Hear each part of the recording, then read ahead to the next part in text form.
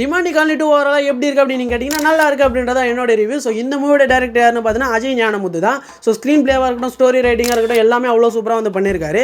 So இந்த movie music யார் பண்ணியிருக்குதுன்னு பார்த்தீங்கன்னா சாம் சிஎஸ் வேறலாம் வந்து பண்ணியிருக்காரு. ஒரு பிஜிஎம்மே சொல்லி ஆகணும். ஸோ நம்ம அருள்நிதி, பிரியா பவானி சங்கரோட ஆக்டிங் சொல்லவே தேவையில்ல, ப்ரெசன்ஸாக அவ்வளோ சூப்பராக வந்து நடிச்சிருந்தாங்க.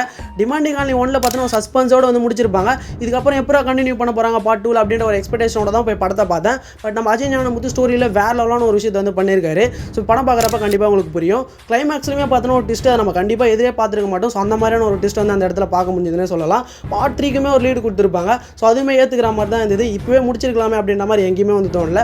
ஹாரர் மூவிஸ்னால் பிடிக்கும் அப்படின்ற பர்சனாக நீங்கள் கண்டிப்பாக இந்த மூவி போய்ட்டு வாட்ச் பண்ணுங்கள். தேட்டரில் கண்டிப்பாக மிஸ் பண்ணிடாதீங்க. ஓடிடியில் வர வரைக்கும் வெயிட் பண்ணாதீங்க. ஸோ உங்கள் ஃப்ரெண்ட்ஸ் அண்ட் ஃபேமிலி கூட இந்த வீக்கெண்ட் ஹாரர் மூவியோட என்ஜாய் பண்ணுங்கள். ஸோ பார்த்தவங்க மறக்காமல் கமெண்ட் செக்ஷனில் படம் எப்படி இருந்தது அப்படின்றத சொல்லிட்டு போங்க.